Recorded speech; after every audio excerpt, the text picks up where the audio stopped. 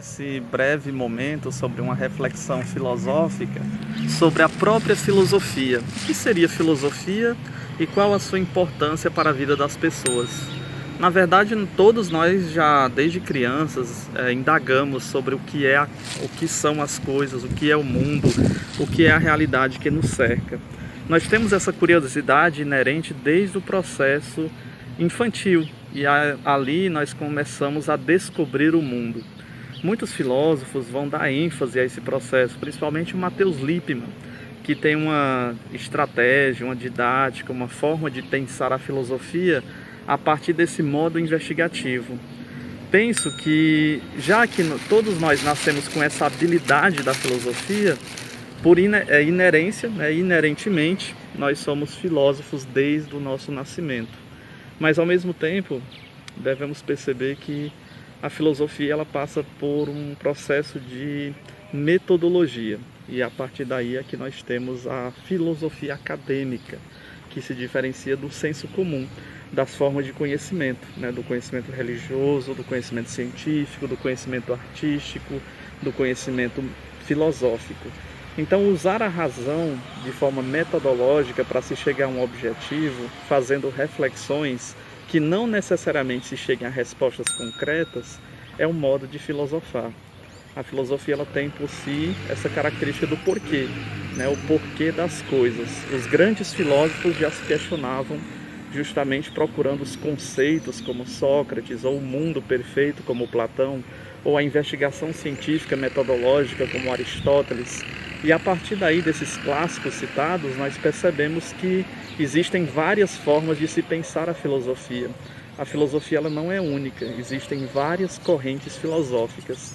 Temos a filosofia cristã, ou a filosofia do medievo, da Idade Média, onde nós podemos encontrar justamente um diálogo muito interessante entre o pensamento filosófico, construído desde a Grécia Antiga, mesclado com o cristianismo, que surge a partir do primeiro século depois de Cristo, a partir da ressurreição de Cristo, dos apóstolos, surge um movimento chamado patrística. E daí nós temos alguns padres da igreja que defendem a fé e utilizam da filosofia. E outros que dizem, não, toda a verdade já foi revelada pela fé, já está nas Sagradas Escrituras, já está no cristianismo e não precisamos da filosofia, como é o caso do Tertuliano.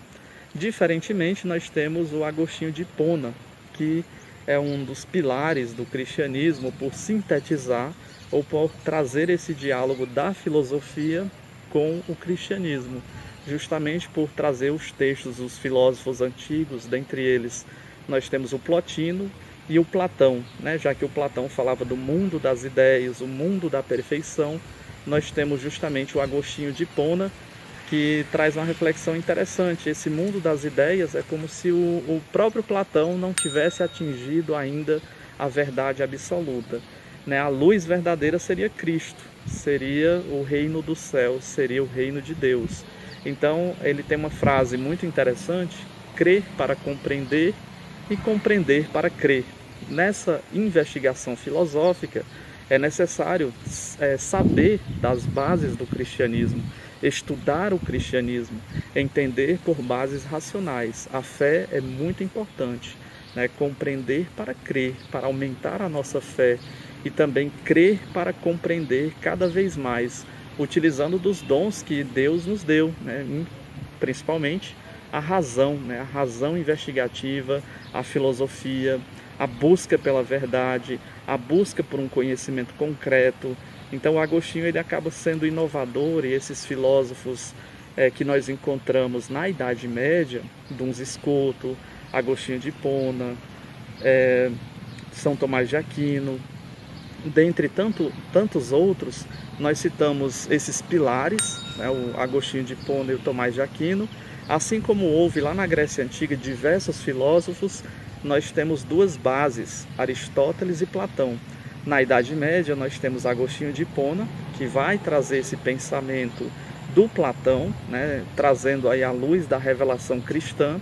E em outro lado nós temos o Aristóteles, que vai ser sintetizado, ou alguns historiadores da filosofia chamam de cristianizar o Aristóteles, por meio do Tomás de Aquino, que vai se debruçar, vai estudar a partir da disseminação do pensamento aristotélico pelos muçulmanos, né, por Averroes, por Avicena, que vão tornar o conhecimento de Aristóteles mais visível, né, já que ele também era conhecido, mas não com tanta ênfase. E aí se destaca, claro, pela investigação do pensamento científico, se destaca tanto o Alberto Magno como o Tomás de Aquino, trazendo essa investigação também empírica das plantas, dos animais, da natureza, do cuidado com a natureza, dessa observação não apenas tão espiritual, né, trazido aí pelo pensamento desde o Platão, da busca pelo mundo das ideias, mas uma busca investigativa também trazida pelo Aristóteles. E aí é o que nós percebemos na filosofia construída pelo filósofo Tomás de Aquino. Nas próximas investigações nós iremos conversar um pouco mais sobre a filosofia, desde o seu surgimento. Nós já iniciamos desde do Tales de Mileto, né, que não foi aquele que inventou, que criou a palavra filosofia, mas é tido como o primeiro filósofo. Depois, passando pela filosofia antiga dos pré-socráticos ou naturalistas, temos Heráclito, Parmênides, e temos também os sofistas, e fizemos uma investigação se os sofistas eram realmente filósofos. Depois Sócrates, Platão e Aristóteles, e agora nós estamos no período da Idade Média. Posteriormente nós iremos nos debruçar sobre a filosofia moderna, as principais mudanças socioeconômicas que fizeram com que os pensadores da época em questão mudassem a sua vertente investigativa, até chegarmos na filosofia contemporânea, que é uma das filosofias presentes, claro, no nosso dia a dia. Até a nossa forma de observarmos a natureza, de conversarmos com as pessoas, nós somos moldados por essa filosofia. Então nos encontraremos aí no próximo vídeo e até mais.